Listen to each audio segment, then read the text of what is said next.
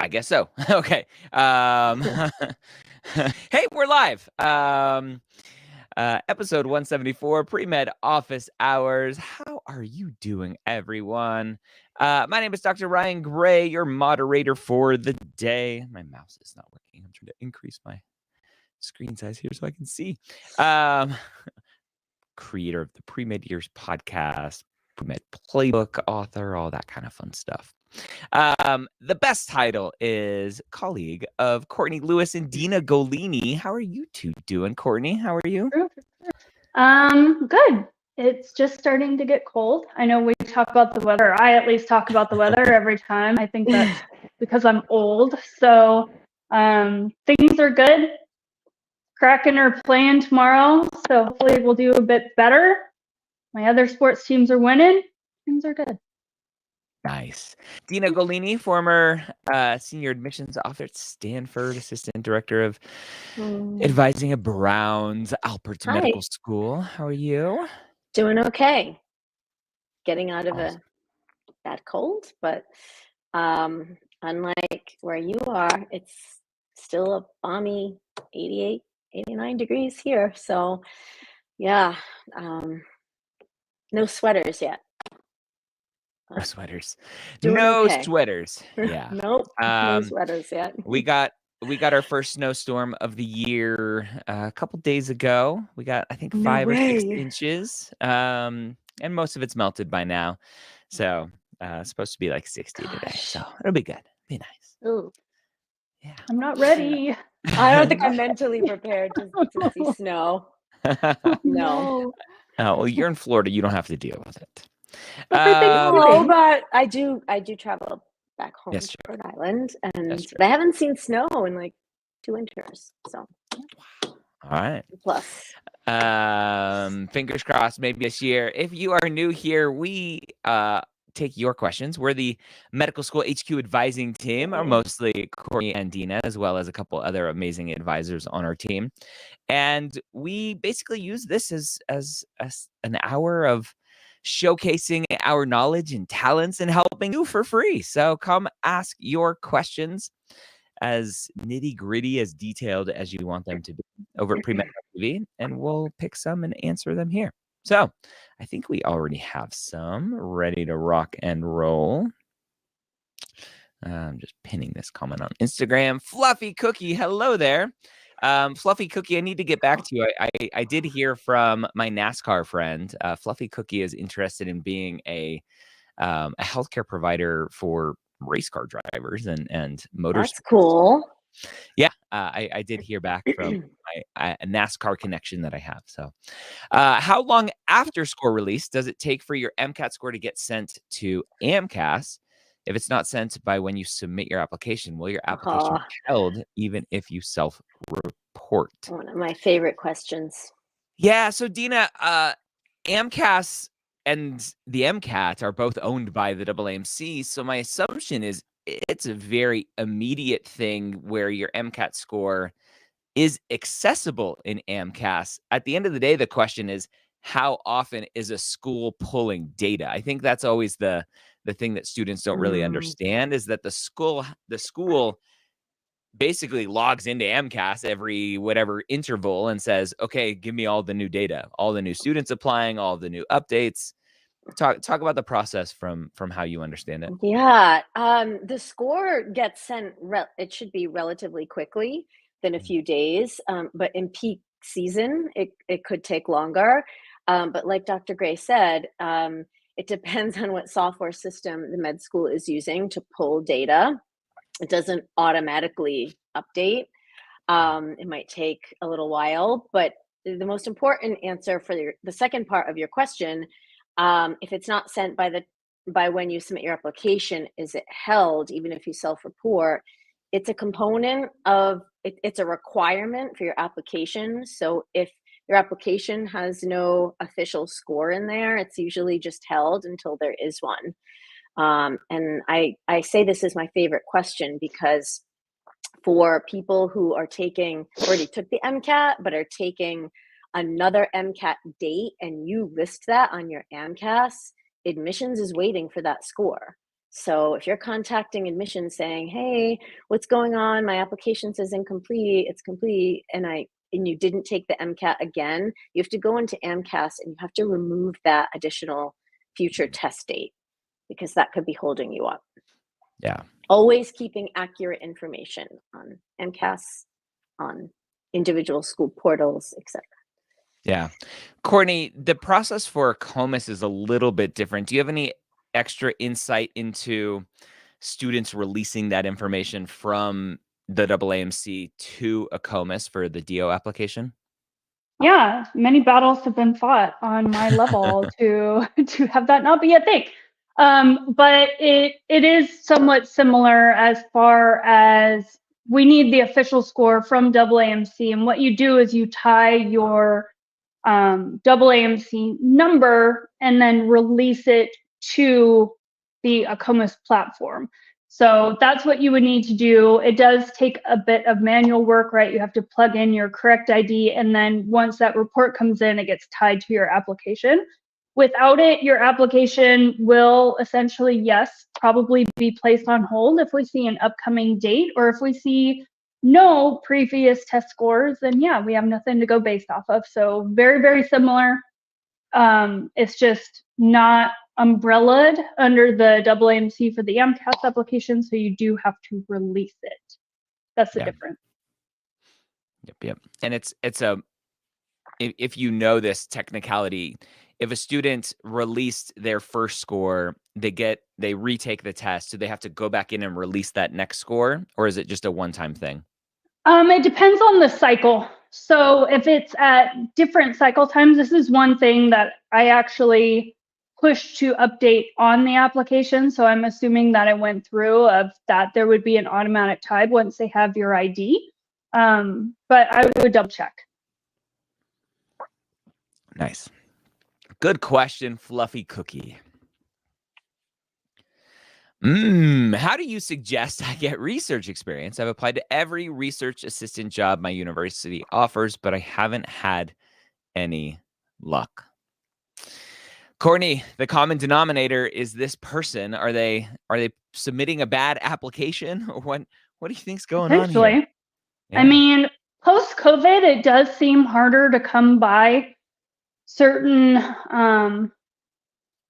jobs or experiences and things like that, but I don't know how many your university offers, so it's kind of hard to know, like, do you mean like 2 or 3, or are we talking like you've been rejected from 20? Because the feedback may be different based on, like Ryan said, that denominator. But I think it depends also where you're at in your academic journey, right? If you're a freshman or a sophomore, you still have time. So keep hustling, keep seeking out opportunities. If you are in your gap year and this is something that you really want, and you're applying to a very research heavy school, or you want to do an MPH, then that's different, right? Then there's a bit more pressure on this. So if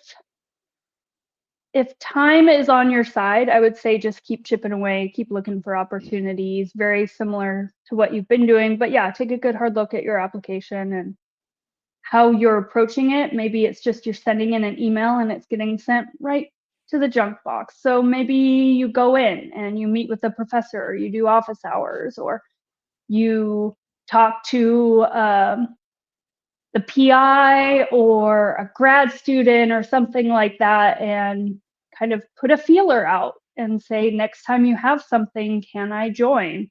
So some of these things take time and building rapport and relationships, and you have to hustle for them. Yeah. Dina, one of the questions that always comes up, and the student probably is asking this question because they assume I have to have research. Yeah. Right.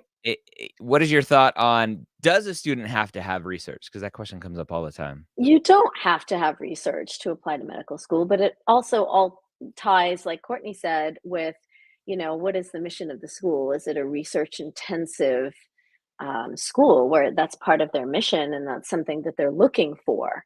You're also, most students do submit research, but if you have depth in other areas. And let's say you're a traditional student and you just didn't have the opportunity to get any. Plenty of students get accepted to medical school without research. And I agree with Courtney.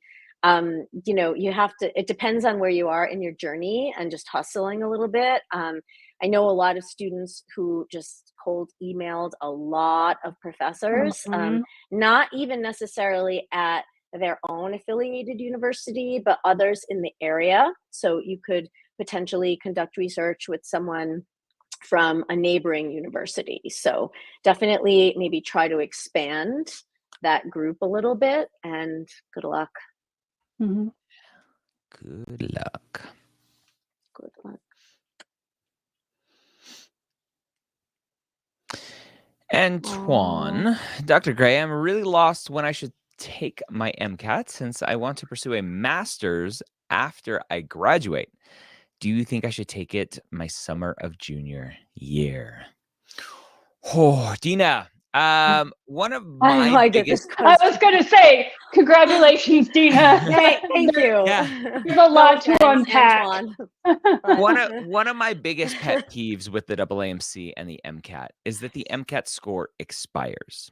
And I understand that there's some potential logic. Mayonnaise. Yeah, there's some potential logic of, well, the MCAT is kind of scaled to compare you to the other students that are taking the test at that time. And if we allow the score from 10 years ago to be valid, then we're not really comparing you to the current crop of students. I think it's just all a big scam to take more money from students, but that's just me personally. My words, not yours. That to me is a big determining factor here of when a student should take the MCAT, especially when they know they're not going to try to start medical school right after those first couple months after they graduate from undergrad. So what are your thoughts here? Is it a 1-year master's program? Is it a special master's program? Is it 2 years?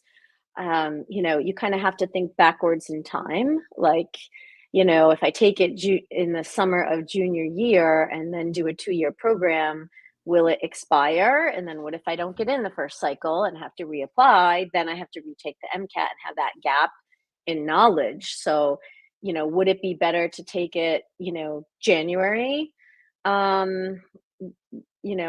senior year? Probably, but it all depends on how many years the master's program will be, etc. But just think about that expiration date. Really try to map it out and see what's at your best advantage. Yeah. I'm also curious about what content is in the master's program, because if this is like a special master's program or a foundational kind of science one to cover the basic science material, you may want to wait until after you have that refresher before you're sitting for the MCAT as well. So yeah, a couple of points there to look to. Lots of questions. Yeah. So ideally, right, Dina, you mentioned working backwards. So working backwards. Antoine, think about, again, the length of the master's, what that's all about when you're ideally starting medical school. And ideally, you're taking the MCAT that previous year, kind of January, March, April of the year before you plan on starting med school. And take into consideration some programs, like the program I was assistant director for at Brown, a special master's program, it's a biomed curriculum. You take M1 courses, but there's MCAT prep built into the program. So some students like to wait and do that prep and then take the MCAT early spring, get the score, apply, and then take another gap year. So it just depends, like Courtney said, on the type of master's program that you're doing. Good luck, Antoine. Good luck. Brandon, I was academically dismissed from law school for poor academic performance due to external circumstances, but I'm now pursuing medicine after a life-altering event. What do schools need to see from me?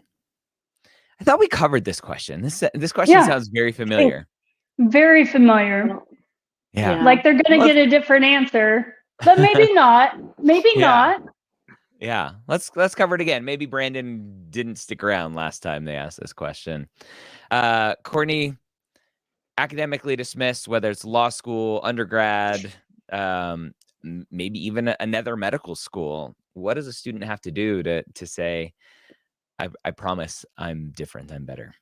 Ooh, okay, a couple of things. One is, I think a fair majority of medical schools, if not all, will want a letter of standing from that prior institution that you were dismissed from. It's a very short, straight to the point type of letter, but it will say kind of what your standing is with the school, essentially if you owe them any money, if you're eligible to re-enroll, whatnot. This comes from the dean or the registrar's office. So it will need to come directly from them to the institution that you've designated because you were released from that.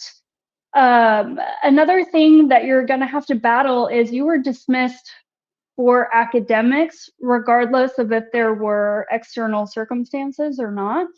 And so, you know, depending on how much time has passed between now and when this all happened, is there enough evidence to show that you are somehow a different student than you were then, not even just due to circumstances? So it may take a bit of time to academically recover and show enough evidence and aptitude to be able to say, well, with this professional institution, I'm going to be different. So a couple of things to keep in mind. Yep. All good thoughts. Good luck, Brandon. Good luck, Brandon. I was going to say something. I won't. I know exactly what you're going to say. Yeah. I established a nonprofit fundraiser organization that gives scholarships to only asylum seeker students because I was an asylum seeker myself. Will targeting only asylum seekers be viewed as negative?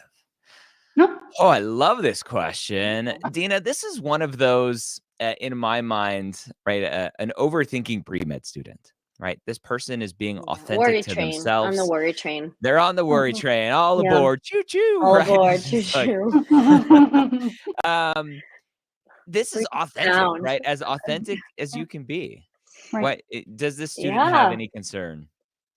Valid concern? No concern at all. It sounds like it's a phenomenal fundraiser organization. Not all nonprofit organizations are going to target every single group imaginable.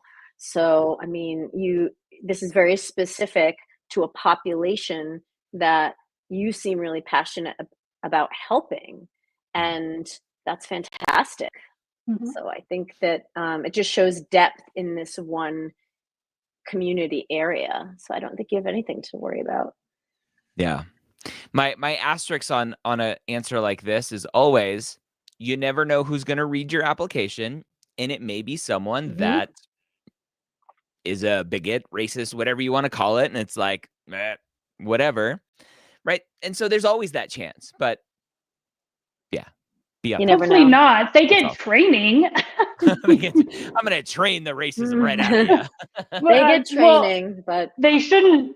Yeah. Yeah. Yes. Yeah.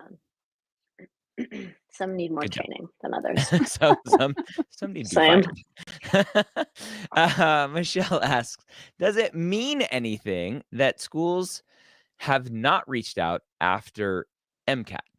My daughter received emails from the Caribbean schools and a DO school only. Does this indicate scores are too low? So I'm not really sure. Need more information. Yeah, more info. Not sure what's going on, right? Has a student applied, first of all? Did you just take the MCAT and not apply? Obviously, the AAMC, because they like making money, they sell the list of students that are taking the MCAT to schools so that schools can reach out. And yeah, it doesn't mean anything potentially that it's Caribbean schools, because Caribbean schools are out there trying to maximize how many students are applying to them. Every school is, right? And so that's why DO schools are doing it as well. MD schools do too, depending on the student. So Yeah, I don't think we have enough information to specifically No. answer your question, Michelle. Yosef, I have 2 doctors available for shadowing, but one said I can volunteer instead of shadowing as well. Should I shadow for one doctor and volunteer for the other? Can that volunteering count as clinical? We need Verinia to answer the I is was it going to say, clinical question. is it clinical? Yeah, Courtney, answer that question, right? Volunteering, is it clinical? Is it not? What should Yosef do here?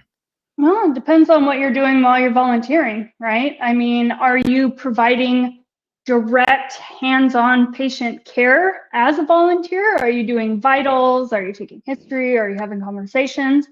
Then it would count as clinical, whether it's volunteer, paid, otherwise, right? That's the qualifier, not necessarily the title or the compensation. So direct patient care you are providing would be clinical. Shadowing is shadowing, right? It doesn't qualify as clinical because you are observing a doctor provide direct patient care. You are not providing it yourself. So honestly, again, a little bit of overthinking maybe. Both sound like they could be good opportunities depending on the tasks associated with your volunteering, whatever you want to label it. So if you think that they are good opportunities to help you learn what it's like to provide patient care and function as a physician, that's a good opportunity, because that is the goal of asking you to do this experience in the first place. So don't put the blinders on and think that it's just about seeing a title or an activity on your application. We ask you to do these things so you can not have blinders on and actually see what it's like to function as a physician in a healthcare setting. That's what we want you to take away, not a title. Yeah. Love it.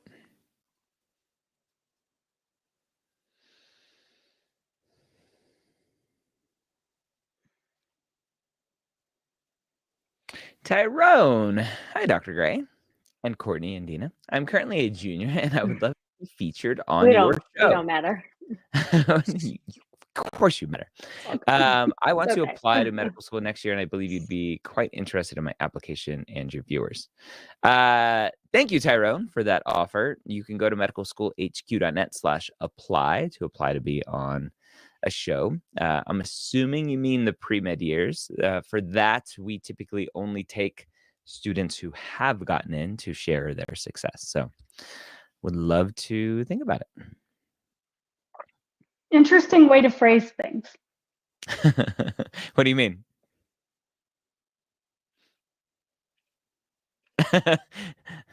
Plead the fifth. I'm trying to be kind. Came off with a bit of hubris, I would say. Yeah. It's interesting, right? And not a reflection of Tyrone at all. I Right. typically find that the students who reach out who want to be on my shows are typically the worst guests. So that's just a observation that I've had. And so typically we let students apply and we take a look at the potential story that they want to tell. Machabun, can my time as volunteering as a vettech assistant count for my med school application? Dina, I love this question because it comes up all the time. Students who potentially thought they wanted to be a vet or thought they wanted to be a dentist or thought they wanted to be a physical therapist. And they have all of this experience. And then they go, oh, I want to go to med school now. And they're wondering if these experiences can be put on their med school application. Absolutely. It just should not be your only volunteering. It can absolutely, if that's a position you had and is important to you, absolutely list it on your application, especially highlighting any sort of clinical things that you did with animals. But you also need volunteering with people as well. And yeah, you can list it. You can list volunteering in any sort of capacity, but you also should have some in a medical setting. So as long as it's not your only volunteering, Very good. And definitely takes a special person to work with animals. So, Yeah. yeah. And remember, volunteering or paid clinical experiences are both valuable, and one is not better than another.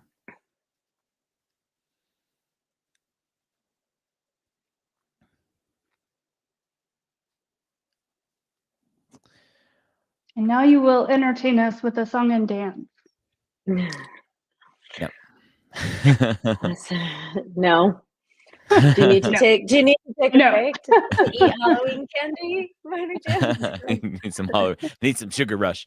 Megana, I always forget how to pronounce that. And how many hours of advising will a student need if for essays and interviews? So this is a great question. The way that our medical school HQ advising works is you can either work with us for a set of hours. We do 10, 20, or 40. Almost nobody needs 40 hours. We do have some students who sign up for that because they want to. Most students are kind of in between that 10 to 20 hours of advising. And that's for basically taking care of you during the whole application cycle, right? Holding your hand through the whole application cycle, answering your questions, helping you build your school list, helping you kind of finalize all of the activities that you need to be doing, answering questions about timeline stuff. And then, yes, working with your essays, both personal statements, activity descriptions, other impactful experiences essay, if you're applying to TMDSAS, the optional and required essays, your activity descriptions, if I didn't already mention those, and then secondary essays, right? You becoming a writing machine during the application cycle, and we're there to help you through all of that. And then interview prep as well. And so the way that our advising works is if you sign up for 10 hours, let's say, it's really dependent on where your pain points are at that point in time. If you thought you were going to need, let's leave that other question up there just so people know what I'm answering. If you're going to need, if you think you need a bunch of hours for your personal statement and you're an awesome writer and you told your story very quickly, that just means we have more time to work on secondaries and interview prep.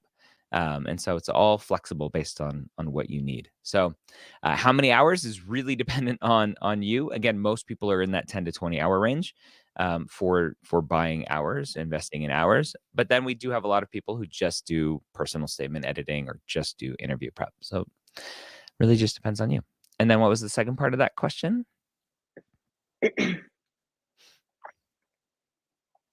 Also, does it include Application Academy, which is in a group setting? Yes. So all of our hourly bundles include Application Academy. So you not only get all of the one-on-one help, but you also get Application Academy, which is in a group setting. So yeah, we think it's a great deal. It's a great deal. It's a great deal. That's a great deal. Application Academy. Well, I mean, it's like between Application Academy and some of the package stuff, I mean, we're pretty thorough.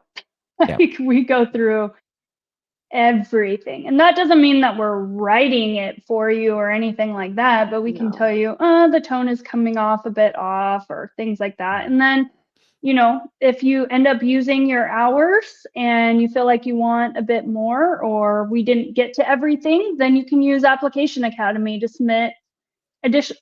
I mean, secondaries is actually the pain point that I think if you haven't gone through an application cycle, you're not quite aware with how much writing it will entail. It's a lot. It's a lot. It's a lot. And so it's, you know, let us help you if you think that you may need it, because it's going to be a lot. Yeah. So you mentioned, right, if you use your hours, you can use Application Academy, definitely, or you can buy more hours at a discounted rate as well. Right. Thank you for asking that question. Michael asks, at Ohio State, they have a, quote, after hours urgent care where the primary doctor volunteers to see patients at this clinic. They still get paid, but doctors can choose. I've shadowed an emergency medicine physician and a sports medicine physician at this urgent care. Michael has a hard time getting all of his thoughts in one go. Do I list this as shadowing an emergency physician and sports medicine physician, or just shadowing at an outpatient urgent care clinic? Oh, Dina, this is one of those, like, does it really matter at the end of the day? No. Yeah, it's just like, No. yeah. I don't No. If you need the space in your application, right? Combine it. If you don't, parse it out. Yeah. Yeah. If you gained different things in those separate shadowing experiences, like learned something totally different from one than the other, then that, sparse it out. Yeah. My question ultimately is, okay, you shadowed a sports medicine physician in an urgent care. What was the sports medicine physician doing? Was it doing in an urgent care? Yeah. I mean, was this person doing sports medicine stuff, or were they not? I don't know. I think they do concussions and physicals and stuff like that, like around. I know that we had some just because, where I lived in New Mexico, it was an under-resourced or underserved area. So sports physicians would be at urgent cares during times where, the academic year was about to begin, or people were going into athletics or things like that, and they would need to have sign-offs, and not everybody has a primary care. So getting in during that time, and it was still sportsmen. Yeah. Oh, we got a thank you. That's so nice. That's so nice. Thank you. 2.6 undergraduate GPA with 193 credits, currently doing a do-it-yourself post-bac with 42 credits, but even with a 4.0, it only brings my GPA up to a 2.9. Is there any hope for med school? Courtney, this is one I want to throw to you because your former institution had a very hard cutoff of a 3.0, regardless of upward trend.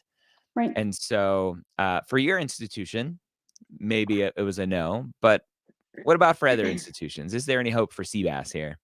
Sure. Yeah. It's, a lot of the times you won't find published minimum requirements for situations like this where at 193 credits, that needle is not going to move at this point. You could get 40 additional hours on top of your 42, and it's going to go maybe a point, and so they understand that. That's why you don't see a lot of published minimums, is because they want the latitude to be able to explore all applications, and a 2.6 just at face value, may not be the strongest, but if you're looking at it in the scope of, mainly that was tied to an undergraduate, which was 10 years ago, and everything since that is much more recent. The actual student I'm getting or would be getting now is at a 4.0, doing a post-bac. So yes, there is still opportunity. Yes, you do still want to improve it and get it as high as you can. But if they don't have published minimums, then make them tell you no, right? You have the academics, I'm not going to say that there's no bias or that there isn't going to be a challenge there, but everybody has a different process. Their med schools have different processes of review. So I would do the best you can with the information that is out there and presented, and see what you get. Yeah. CBAS, one of the places you can check is on the Premed Years podcast. Those are the types of stories that I love telling. Students who have overcome these 2.6, 2.7 GPAs, have a solid upward trend, and end up with multiple acceptances because they've proven their resilience. And medical schools, some medical schools, not every, but some medical schools will value that.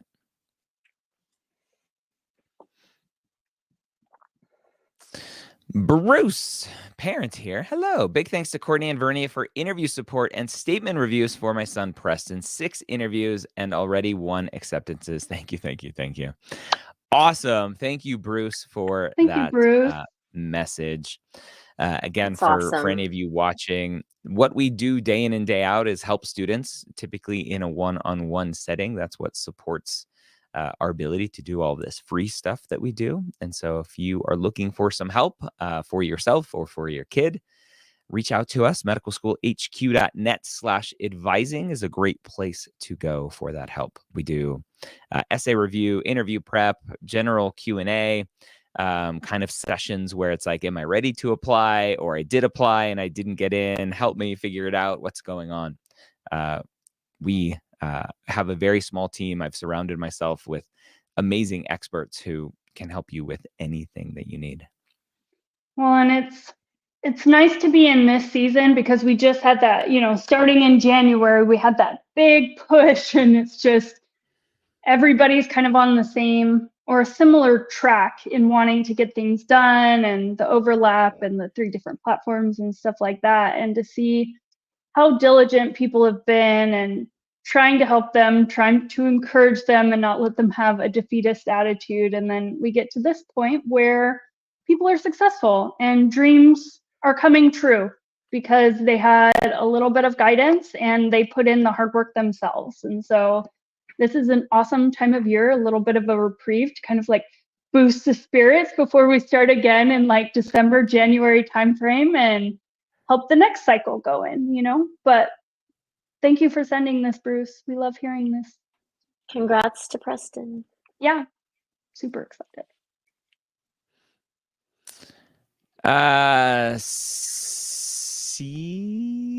Ceci Candy Floss, whatever that says. I received interview invites and offers early in the cycle for DO schools. Very grateful. But for the remaining DO and MD schools, that has been radio silence. Is there anything I can do at this point? Dina, one of the most stressful parts of this process is the waiting game. You lay all your cards out on the table and you just have to hope that someone sees some value there and wants to call you up and invite you for an interview. What can the student do here? CCC Candy Floss. This is normal. It's not just you. Everybody is kind of in this waiting game, and it could be for a variety of reasons. It could just all hinge on timing on the admissions end, like when they're releasing more interview slots and you're in this pool, or maybe they're releasing rejections and you're in this pool, or or maybe you haven't been read yet. But in the meantime, I would say, you can start thinking about if schools will allow update letters. You can send update letters. I would say wait 3 months after you submitted your secondary, which is usually a safe time to expect your application would have been read. And if they accept it, find out how. Is it uploaded to their portal? Is it via a text box in their portal? Is it sent to their admissions email address? Every school is different. And if you do that, it should be short and sweet. Definitely succinct, much less than a page, name, ID at the top, dear such and such school, updating them on the things that you've continued doing or any new things that you've done since you submitted your secondary. And you can just, you wait, and it's such a long process, but it's normal. This is normal. It's not just you. So maybe you find solace knowing that it's happening to everybody else as well. It was one of my most frustrating parts of being on the admission side, because I knew how, having been on the student side before that, I just knew how stressful it was for students, and it drove me crazy. But again, there's just so much going on on the admission side that this is just how things go. And that's all you can do. Send some letters, updating schools on the great things you've done since applying, if they'll take it, and wait. Yeah. Courtney, you have something to add? No, I mean, make sure you check like your junk box, not every day, but from time to time, because I knew I would send in batches out my communication. And so depending on filters on your unique browser, they may get filtered out. So just take a glance in there from time to time.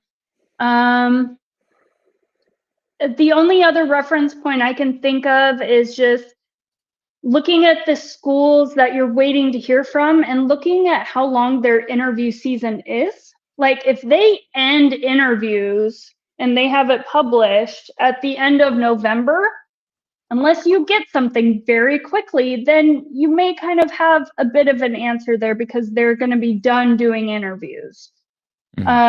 Where if they do interviews until the end of April, May, June now, you probably still have some time. And so that shows that they're going to be reviewing kind of for a long time to come. So look at published cutoff date for submitting all of the material, your secondaries, right? Check the portal, make sure everything is good to go. But other than that, it is just waiting. Waiting and watching and waiting and watching and potential one solution to the emails getting stuck in spam or getting lost or whatever, wrong button there, is the fact that we have mapped mail built into Mapped and Mapped Pro, where you basically, instead of giving AMCAS or COMIS or TMDSAS your ryan@gmail.com, it's ryan@mappedmail.com. All of that email still flows to your personal email address, but you also get a text message with a note that's like, hey, this school just messaged you, right? And we don't have spam filters and anything set up. Everything that comes through that email address will get you a text message so that you know to go check your email. And if you don't see it in your inbox, then you know to go hunt for it somewhere. Why do I feel like I'm going to get this question? Is it worth it to send a letter of intent or interest to schools like Harvard or Stanford? I'm afraid that they are such high prestige that my letters won't matter or even have a negative impact. Dina, I'll take this one. So you've been a part of a few prestigious universities. High prestige, according to Drake. Yeah. What do these schools care? Yeah. Or is their nose too high up that no. Yeah. Well, what's going on there? First, look at the letter policy, right? Like, I'm not sure about Harvard's, but Stanford's was, we don't accept any sort of update letters unless you've interviewed. So, and even at that point, sending like a letter of intent is, to either of these schools, like everybody would intend to commit, right? Most people would intend to commit if they got accepted to Harvard or Stanford. So is it really taken that seriously? I wouldn't. I don't think like negative impact, but will it matter? No. That's just my advice. That's my advice. I don't know Harvard, but Harvard was one of the only schools a few years ago after COVID that didn't do an in-person second look either, because of course everyone wants to come here, right? So just make sure you know the policy. Good luck. There you go, Drake. There you go. Azalea is being Premed Club president, an experience that would be a highlight for med schools to consider as part of my application. Courtney, I love these questions, right? How can I stand out on an application? Is this the one activity that's going to be the highlight of my application that nobody else is going to have, that med schools are going to be like, oh my gosh, finally, we got a Premed Club president applying to our school. What should Azalea do here? Yeah, I like that she was club president. So not to put that down. I think leadership is a good thing to have in your application if you feel like you were able to gain a lot from the experience, but really it's up to you to determine what were highlight parts of your application. If you didn't really do much as club president, maybe it's not one of your most meaningful, or maybe it doesn't make the cut, right? You're limited, at least on AMCAS, to 15 entries. And so some things will have to go in a lot of cases. But if you feel like it fits within your 15, and you may even want to mark it as the most meaningful, absolutely. If you feel like content is there, you won't be the first or the last. That is fine. You do not have to be completely unique. What you are taking away from your time and lessons learned and the experience is much more important, and that is unique to you. So that is what should be the focal point, as opposed to just what do they want to see. It's what have you taken away from it that strengthens your foundation that I know I'm getting to build upon. So what was the impact of having had this experience? So not a bad one. Yes, they would like to see it if you feel like you gained something. It's certainly not a negative. Being elected into this type of role is great. So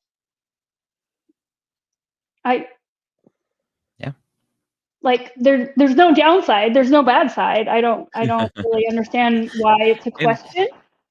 Unless it's a club of one. I started a club. I am the president. I ran. You know what though? even then, if you have to start a charter club and you have to do all the paperwork and get all of the, signatures and stuff like that, even in that case, I would give them brownie points for that. Yeah. All right. Good question. Joshua, do you have any opinions on attending a new medical school, like the 2 new DO schools that have opened in Florida? Courtney needs this question. Courtney, Dina, go ahead. Burrell is one of those new. Honestly, yeah, you would know more about one of the opening in Florida. Yeah. So Burrell is one of the new schools opening. Is it a new school? A new location, or is it a branch off of their former accreditation? Do you know? Does that question make sense? I don't. Yes, it does. Okay. I know it ultimately doesn't matter. Ownership is the same, but I'm not sure if they will have to go through the full accreditation or not. Okay. Because Idaho is our sister school as well, or was when I worked there. So, okay. Some things to look at when there are new schools, regardless of if this is an institution that I'm familiar with or not. There's some things to kind of look at. It's actually, personally, I feel like a bit better if it's not a branch campus, if it's new, because then it is under the umbrella of the original accreditation. They don't have to have spot checks every year. Maybe the faculty is a bit shared, or some of the resources are a bit shared. And if you're not on the main campus, you may not get as much of that, as opposed to an affiliated school, but a new campus location, which is not under the umbrella of accreditation, which does mean that they have to go through the accrediting process up until they graduate their first class, so 4 years out. But that is, 99.9% of the time kind of low risk in the US, and they have to have things in place where they would repay you for the school, they would get you a seat at another school if they weren't to get accredited. Now, with that being said, having gone through the accreditation process and having to run admissions and pathway programs and pre-med paths and things like that, I can tell you that it's a very rigorous process, and it happens year to year. So if you're going to a newer school and they are going through the accreditation process, it can actually give you some comfort, because they have people in there digging through all of their standard operating procedures, all of the curriculum and all of its nuance, all the resources. They talk to faculty, leadership, with any type of support services, through admissions processes. I mean, they are in the weeds there every single year. And if something needs to be addressed, they identify that, and you have to have it fixed before the next visit, right? And so long ahead of time if things are on track and if they're making the adjustments. I would say if you are a person that needs a lot of structure and doesn't do well with change, this is not the school for you. A new school takes a lot of feedback from their first year students. So if you want to start a new chapter or charter of a club and you want opportunities for leadership and kind of being at the forefront and having a voice in your education and kind of how things are set up, absolutely. Those are the types of school where you will thrive. If you need something where it's like, it has not changed in the past 100 years, so I know exactly what I'm doing, it's very linear, this is not your place. So those are the things that I would consider more than anything else. What resources are available? What's the accreditation process? And if I'm a good fit for what the environment will be like for a new school or branch. Yeah, good thoughts. Great answer. Yeah, I think just to add one piece, right? You talked about the whole accreditation process. I think there's often confusion that new schools are not accredited, and it's like, no, they are. They in a are. preliminary status until they graduate first. Yeah. So I mean, and that's why they do the flagging system and things like that, and you go year to year because they're making sure that you will receive the accreditation status at the end. You just have to go through the motions of like graduating a class and like proving success. But I mean, I sat in on so many meetings. I had to, but it kept me in check, right? All of the processes that I developed, all of the reporting, all of my files and things like that. Somebody was going to look at them and determine if I was behaving ethically or I was doing right by the institution and legally with all of the educational laws. So I think that should give students a lot of peace, knowing that it's other either retired deans and directors or current deans and directors and faculty members from institutions that come and evaluate each other. So I would love to one day be on an accrediting body. Oh my goodness. Like I want to do that. Crusher Courtney coming. Dream crusher. But I love that. So one day I will make that happen. But yeah, branch campuses, right? It's under the umbrella. It doesn't mean they're bad. But look at what's shared and what's not, and what would be available at the campus you're attending. Nice. Yep. I think that's probably, we'll try this one. Any advice Maybe on one greatest weakness? Yeah, I was going to try to head out. Greatest weakness questions. What things are not great to talk about? Dina, I love this question because this is one where I think students very much overthink. I'm like, well, what is your truth ultimately is what I come to. Outside of like my biggest weakness is I like murdering people, right? Obviously that's not a good thing. I'm very racist. Like, What do you have any thoughts here for Andrew? What things are not great to talk about? I really don't. I mean, it just depends like how the question is posed too. Is it your greatest personal weakness or your greatest academic weakness, your greatest weakness as an applicant, where you could say my GPA or something like that. But in terms of greatest weakness, like I definitely would not, say, you're a murderer or anything like that. But it could be, something like I tend to take on way too many things at once. And, I've learned over the years to really like whittle down, quality over quantity in terms of my experiences. And it's something I had to learn as I went on in my undergrad years. Just something like that is perfect. mm-hmm. Yeah. Please don't do I care too much, right? I'm too don't empathetic. do that. Yeah. Yeah. Ugh. Yeah. Ugh. It's uncomfortable for everyone. Don't. So it's not great to talk about a very clear strength that you're trying to sell me on as a greatest weakness. Don't do it. Or I'm unorganized. I wouldn't do that either. Ooh, because, yeah. Yeah. I tend to rely really heavily on my parents, and I don't know how to do anything. Yeah. Yikes.